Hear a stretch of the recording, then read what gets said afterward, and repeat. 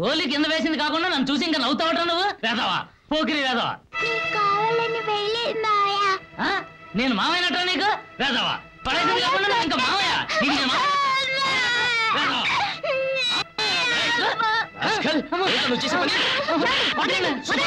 ఎలాంటి మాట అన్నాడో విన్నావా? మిమ్మల్ని ఎవరన్నారు? పని మనిషి కొడుకునే కదా అన్నాను. ఎవరి బిడ్డైతే ఏమిటి? పసిబిడ్డను వాళ్ళ అనొచ్చా? అలా చూడండి, బిడ్డల కన్నా తల్లి ఏం మాట్లాడడం లేదు. మీరెందుకు అలా ఎగిరిపడుతున్నారు? రండి వెళదాం.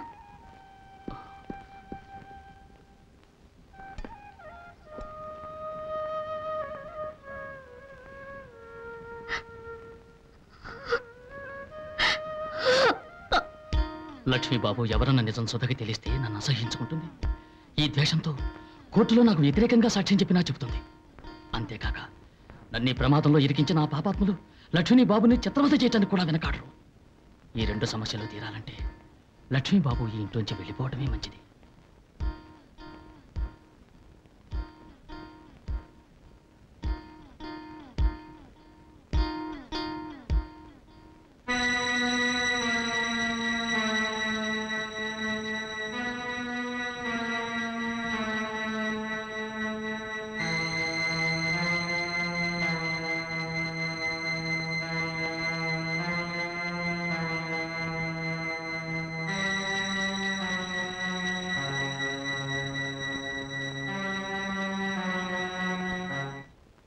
ఏమండి, నా నెక్లెస్ కనపడలేదు. ఏమై ఉంటుంది? బాగా వెతికి చూడు. నిన్న మనం తప్ప ఈ రూమ్ లోకి ఇంకెవరు వచ్చారు? ఎవరు రాలేదే. ఆ కొత్త పని మనిషి లక్ష్మి. ఆవిడొచ్చింది, కానీ ఆవిడ బీరోల పక్క వెళ్ళదండి.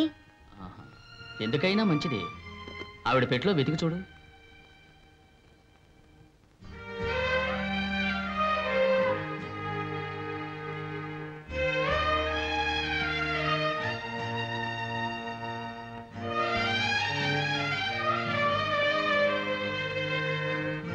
ఈ పెట్లో లేదమ్మా.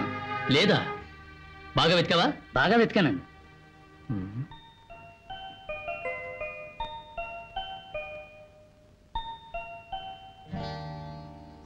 ఏమండి, దొంగ ఎవరో తెలిసిపోయింది. ఎవరు? మీ పాకెట్లో చూడండి. అరే, ఇది నా పాకెట్లోకి ఎలా వచ్చింది?